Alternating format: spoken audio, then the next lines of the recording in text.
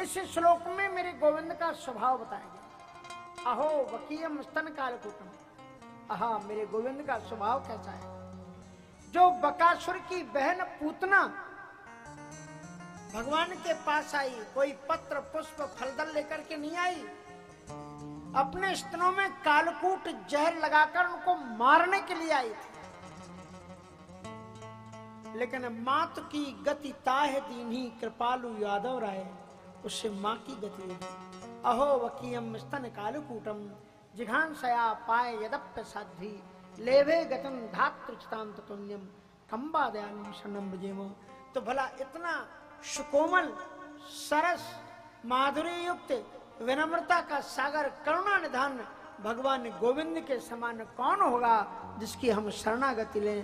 इतना सुनते ही सुखदेव जी महाराज चीख पड़े, प्रकट होए का एक बार फिर कह दो ततोन्यम कंबा दयालु शरणम भजेमो। और फिर कहते हैं, हे परीक्षित, तुम्हारे गोविंद के इस स्वभाव को सुनकर के ही मैंने उनकी शरणागति ले ली। राधे राधे गोविंद गोविंद राधे, राधे राधे गोविंद गोविंद राधे, राधे राधे गोविंद राधे राधे गोविंद गोविंद राधे, राधे राधे गोविंद राधे राधे गोविंद गोविंद राधे, राधे राधे गोविंद गोविंद राधे राधे गोविंद गोविंद राधे, राधे गोविंद राधे, राधे राधे गोविंद गोविंद राधे, राधे राधे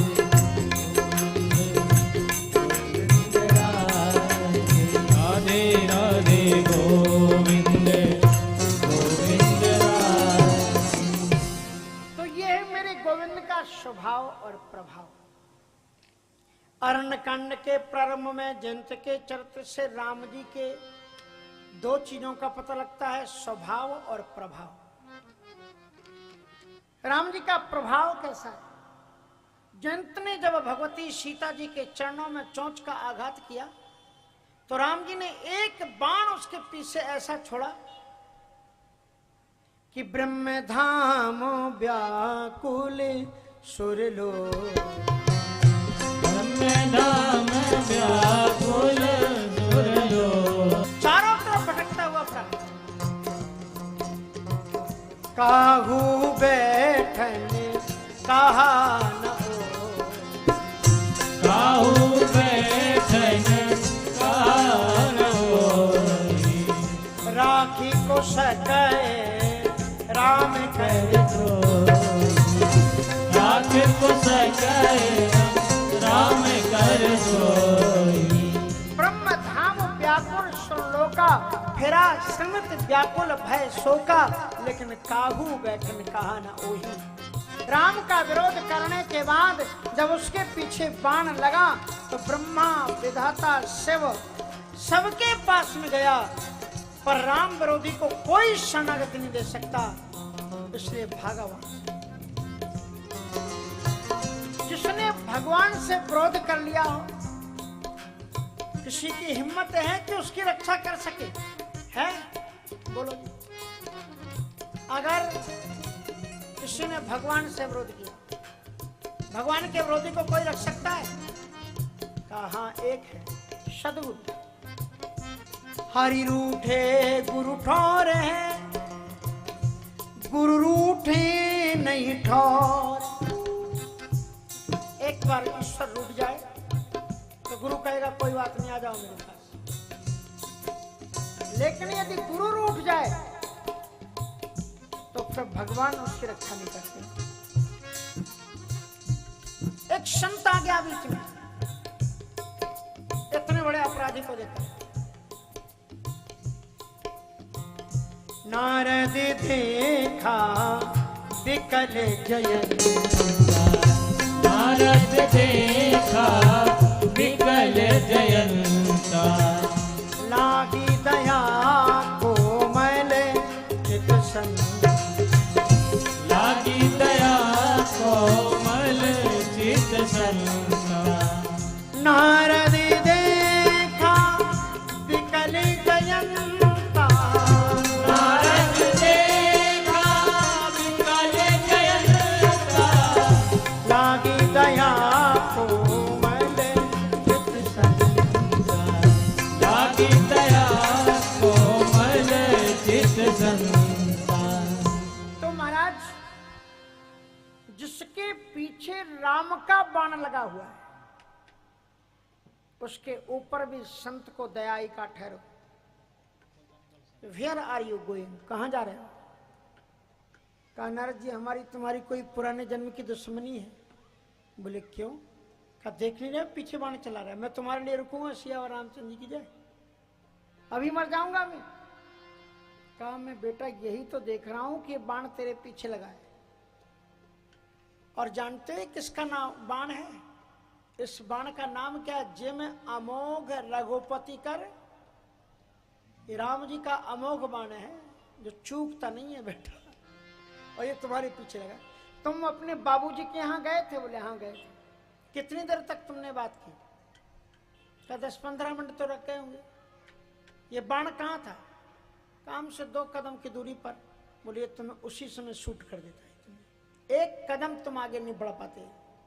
ये उस प्रभु का है जो भ्रकुटी विलास से टिलय हुई, तत्काल पत्ता काटता है।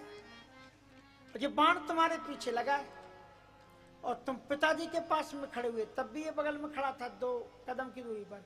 और फिर ब्रह्मा जी के पास गए तब? बोले हाँ, उनसे भी बातचीत हुई, उन्होंने रीजन पूछा कैसे हुआ, क्या गलती हुई। तो बोले वहां भी शूट नहीं किया। और बोले शंकर जी? बोले वहां पर भी। तो बोले यही तो मैं भी देख रहा हूं कि ये बाण तुम्हें मारना चाहता जयंत, तो तुम 1 कदम आगे नहीं बढ़ सकते थे, लेकिन ये बाण तुम्हें मार नहीं रहा है। क्यों? ये कृपा निधान रघुनंदन श्री राम जी का बाण है। ये तुम्हें मारना चाहता तो कभी का मार चुका होता है। इसलिए एक काम करो, तुम इससे बचना चाहते हो तो बोले क्या उपाय? कहा राम जी की शरणागति चले जाओ। कहा बाबा आप तो समझ में आ गई, आप मरवाने के पीछे पड़े हुए। बोले क्यों? कहा एक तो ये पीछे से चला रहा है और मैं सामने पहुंच जाऊं, एक सामने से और छोड़ दे, हो गया कल्याण मेरा। हूं तो मैं ही ना। कहा मेरी पूरी बात तो सुनो। गुरु की कभी कभी लोग जो है ना बस कान फुकवाए और भगे, हुए सिद्ध। अरे कभी कभी गुरु जी की बात भी सुना करो, सिद्ध मत बनो जल्दी। हमारे बनारस में एक माता जी हैं, तो गुरु पूर्णिमा में हर बार कहते महाराज जी हमारे कनवा फूंक दा। गुरु दीक्षा नहीं कहते कि हमारे कान को फूंक दो, ऐसे कन फुकवा लोग हैं तमाम। कान फूंक दो, फूंक बस उन्हें कुछ सुनाई नहीं पड़ा, हवा लगी केवल, कन फुकवा। तो उन्होंने कहा कि ये बात तो पहले सुन लो। कहा कि बोले तब क्या? कहा कि तुम राम के पास चले जाओ। और बोले फिर मार दिए तो? अरे बोले पूरी बात सुनो, राम जी के चरणों में गिर पड़ना और कहना प्रभु जी मैं पहले भी आपकी परीक्षा लेने आया था और अब भी आपकी परीक्षा लेने आया हूं। बोले तब तो जरूर मार डालेंगे अगर मैं ऐसा कहूं। बोले मेरी पहले पूरी बात सुन लो। बोले पूरी बात बता दो महाराज। कि जाकर के कहना मैं पहले भी आपकी परीक्षा लेने आया था और अब भी आपकी परीक्षा लेने आया हूं, लेकिन अंतर दोनों में इतना है कि पहले मैं ये देखने आया था कि आपका प्रभाव कितना है और अब आपके ही देखने ये आया हूं कि आपका स्वभाव कैसा है। पहले मैं ये देखने आया था कि आपकी भुजाओं में बल की ताकत कितनी है और आज मैं ये देखने आया हूं कि आपके दिल में अपने अपराधियों के प्रति भी उदारता कितनी है। इसलिए चले जाओ। और फिर वो कहो पुकार प्रणत हित पाही। राम जी के चरणों में पुकार करके कहना, आप प्रणतों के हितकारक हो। राम जी कहते हैं कि कोटि विप्र बदला गए जाहू, और आए शरण तजो नहीं ताऊ। जिसने करोड़ों विप्रों का भी वध क्यों न कर दिया हो, शरणागति आ जाए तो मैं उसका भी त्याग नहीं करता। तो भगवान को जानने के लिए दो चीजें, जिस इष्ट देव के बारे में जान रहे हो, दो चीजों को जानो कि उसका स्वभाव कैसा है और उसका प्रभाव कैसा है, तब उस इष्ट देव को, एक गुरु से ही ज्ञान हो। भगवान शंकर जी महाराज ने, सती जी महारानी ने दोनों चीजों को देख लिया। राम जी का स्वभाव भी देखा और राम जी का प्रभाव भी देखा। प्रभाव क्या देखा कि जहां चित वही तहां प्रभु आसीन, जहाँ चित वहीं तहाँ प्रभु आसीन। सेवह सुर मुनि शेख प्रवीण, सेवहि सुर मुनि सिद्ध प्रवीण। देखे सेवा विधि विष्णु अनेका, देखे विधि विष्णु अनेका। अमित प्रभाव एक, अमित प्रभाव एक देखा। कोटिन चतुरा नन गौरी सा, कोटिन चतुरा नन गौरी सा। अगणित उड़ गए रवि रजनी, अगणित उठ गण रवि रजनीना। वंदत चरण करत सब सेवा, वंदत चरण करत सब सेवा। राम रूप। तो वंदत चरण करत प्रभु सेवा, अद्भुत उन्होंने दिव्य स्वरूप देखा। क्या देखा आप समझ पाए? गौर से देखना। पूरी दुनिया में आंकलन करके मुझे बात आप बताओ कि लक्ष्मी नारायण जी के मंदिर ज्यादा हैं कि श्री सीताराम जी के मंदिर ज्यादा है? आपको जहां देखो कहीं राम जी के मंदिर आपको ज्यादा मिलेंगे, क्योंकि ये वो परब्रह्म परमात्मा है। उपजय शंभु विरंच विष्णु भगवाना, उपजय जासु अंशते नाना। यहाँ पर लिखते हैं कोटन चतुरानन गौरी सा, अग्नित उडगन रवि रजनी सा। देखे सती जी ने क्या देखा कि राम को विराट रूप में देखा।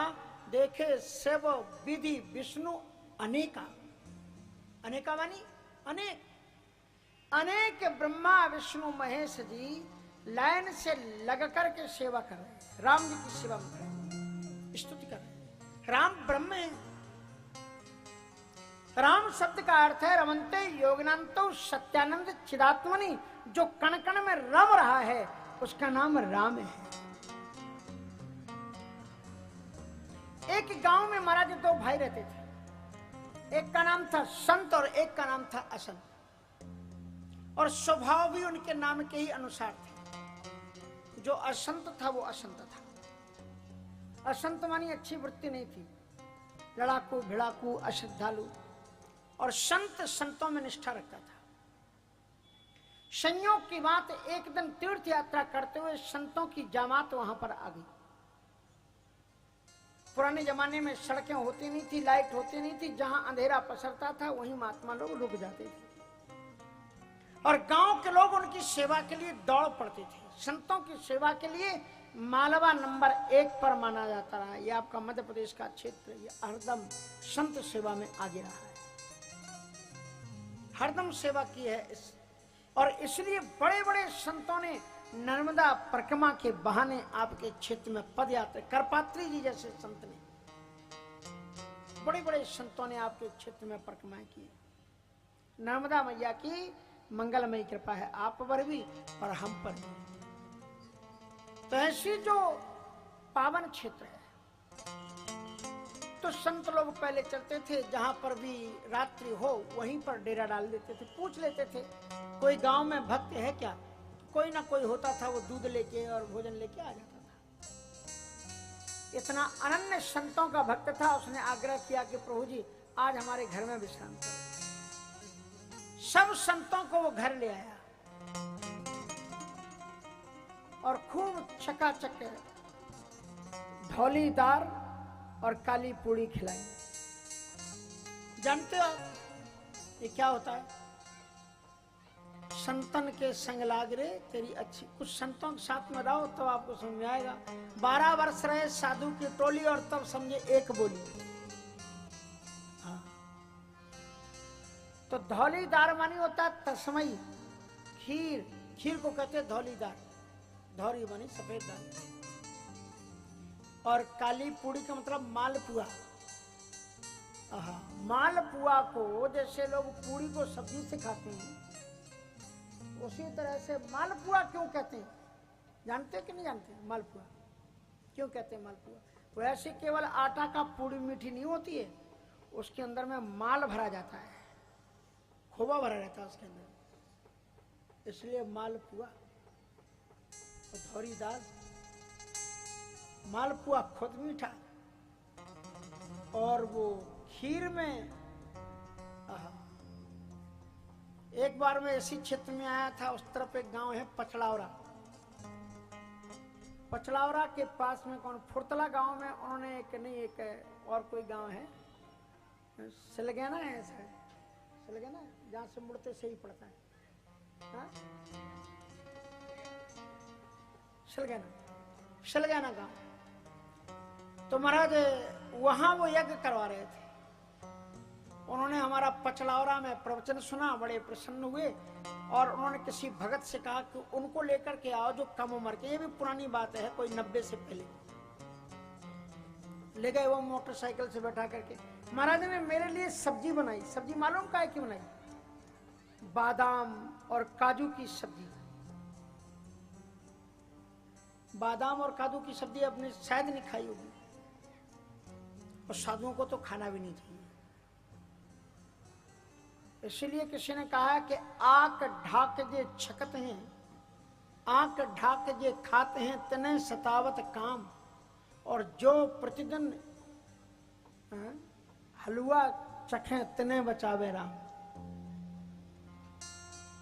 जो अकौआ ढकौआ पत्ते सूखे खाते हैं, उनको काम सताता है, उन पशुओं को। और जो मालपुआ प्रतिदिन छके तो तने बचावे। जो रोज मालपुआ खाएं तो उनको तो भगवान ही बचाए। एक बड़ी अच्छी बात कही है किसी संस्कृत के कवि ने, और उसने कहा है कि ये जो बड़ा कठिन काम है, इससे बचना।